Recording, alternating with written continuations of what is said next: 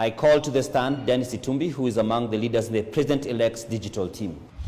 In black and white, do you, Dennis Itumbi, spread propaganda?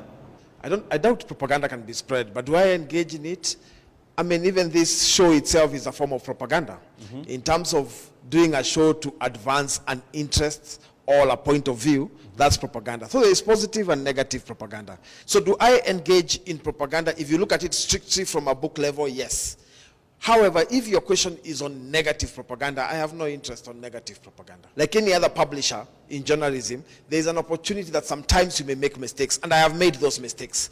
I mean, at one time I tweeted over that Richard Ruto had gone to Turkana to give some relief food, and it turned out that it was actually wrong. I brought down that post, went back to my timeline and said, hi guys, I got it wrong, I am sorry, this was wrong. That is an opportunity available under the freedom of press for any publisher. Those of you in the political space are accused of, you will have information that is for public good. You could have the evidence, as you're saying, but you'll never use it until it works for you. You know how at times you'll hear politicians in certain spaces saying, so-and-so, if you continue doing ABCD, we are going to expose you, meaning that you already had this information, and yet it is for public good. Say public resources have been lost. But then now, from what you're also saying, it boils down to you versus them and not us as the people. Not exactly. On the point you're now advancing again, we go back to, has it been proven? But we cannot go to the realm of the non-factual bits because they have to be proven in a court of law. There's some factual things that are not in court that can be put out based on the statements that have been verified by even the people that are accused about it.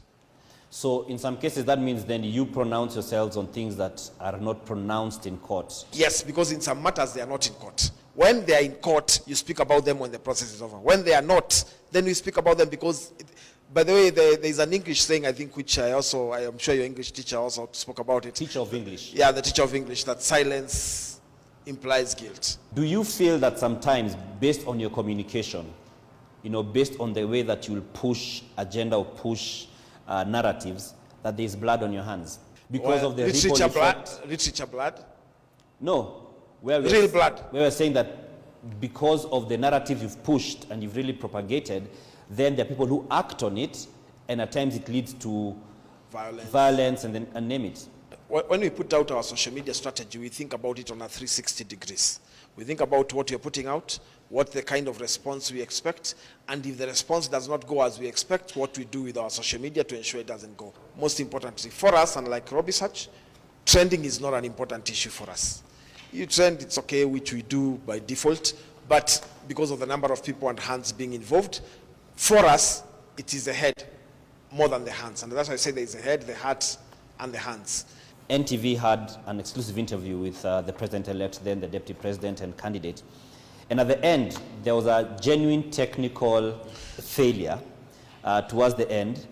And you knew it, I believe. You knew, having been a media practitioner, but you still went on to go and, put it on blast that NTV was being irresponsible, or we are trying. It so looked like we had some malice to it. So my issue was, immediately after the technical hitch was done, the presenter on show at the studio did not apologize and explain. That happened much more later, and that is the issue I was going for. I tweeted immediately after the technical issue. When Mark Masai came on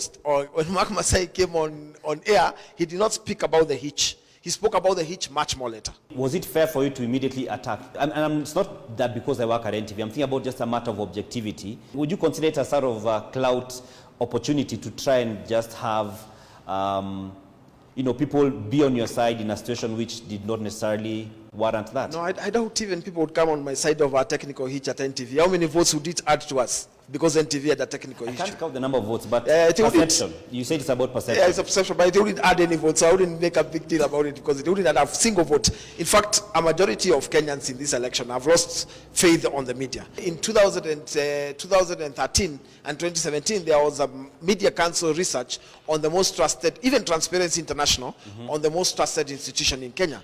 And at the time, it was 90% media.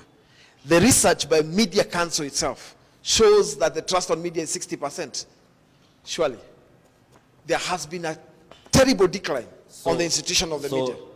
You may call it semantics, but I'd say in terms of numbers. You know, we're in a time of numbers, eh? Yeah. And You'd say saying 60% trust the media. Yes, that means a majority trust the media. Yes. Majority being 50% plus one. You're right. On that, I give it to you. You're right. So you've misled this court I by with- saying that majority. I withdraw majority, Yes. but I would say that there has been a serious decline on media trust So out from of this what election. percent to 60%? 90% to 60%. And those are figures not done by myself, done by Transparency We'll fact check it International, and have done a- by Media Council. It's not me. The gentleman from Research spoke about how they push for things to trend and, you know, to just gain traction on the social platforms such as Twitter, which is the one which is biggest on trending. For your team, how do you work? What are your workings in terms of how many people do you work with? He spoke about 200 people. How is it from your end? I have 10 people per Kenyan constituency. That's 290 times 10, so you can do your math. And then 2,900 people. Then I have 10 managers that manage them at the county level. So I'm working with about 4,950, 5,000 people approximately on a daily basis. However, most importantly for us, unlike Research, trending is not an important issue for us. That's it from that side of discussion.